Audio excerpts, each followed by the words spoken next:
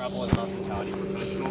I work on the Strip, like tens of thousands of other people. I have 30 employees. I work with the Tao Hospitality Group at the Marquee nightclub and day club. Now, obviously, guys, it's getting hotter.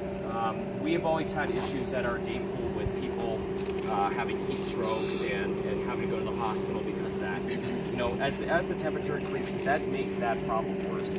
Also with smog due to climate change, from carbon pollution, and smoke from the climate fires, it's really not good for the tourism industry because people come here to have a good time. They want to have a good time, and we really don't want to have anybody coming here worrying about not being able to breathe, about having an asthma attack, about getting sick and having to go to the hospital. That's not going to encourage people to come back here. They're not going to want to come back if they come here, they get sick, they go to the hospital, or a friend of theirs dies, or the story carries on. You know, my mother also has asthma. She's never had an asthma attack in the 10 years that she's lived here until last year when the Carpenter 1 fire happened. You know, I had friends that lived up at, they live up at Nellis Air Force Base, and they were out jogging. And they had serious problems when they were out jogging with the ash coming down on them. So, as an avid hiker as well, like I have a serious interest in making sure that we preserve this area. We have to be careful, as you were saying earlier, with the fires. If you have a campfire, you got to watch out for that. You know, if you smoke, make sure you're putting your cigarette butts in the right places. So, just some of the information that I heard about last year. Clark County air quality officials, they issued alerts and saying that for the smoke and for the pollution, that hospitals and doctors and agencies, they saw patient loads uptick by over 40%. People were suffering, and they couldn't go outside. Even my friend Sakina, who came out here today, she lives over by Sutherland, and she can't breathe when she goes outside. It's just one of many thousands of people who have this problem. It's all just one more sign that it's getting hotter out here.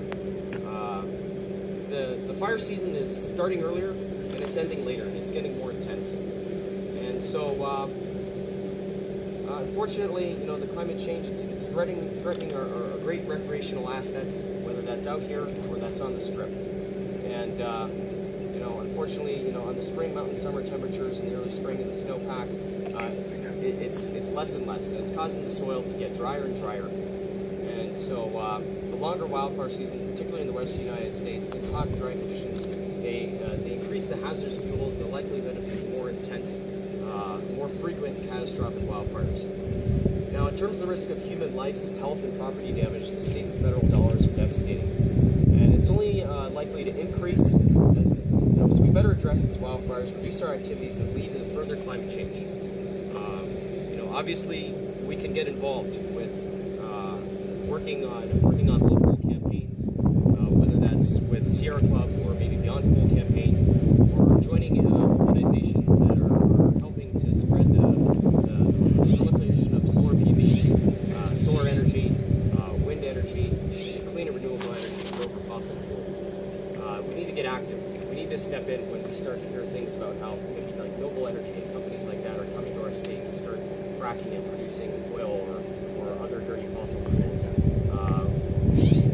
It's also a good thing too, how the folks with NV Energy have been proposing bills like SB 123 to close Gardner coal plant and getting that replaced with a solar farm, working on harder energy efficiency standards. So I want to congratulate the folks that work within our state senate, and people that work within our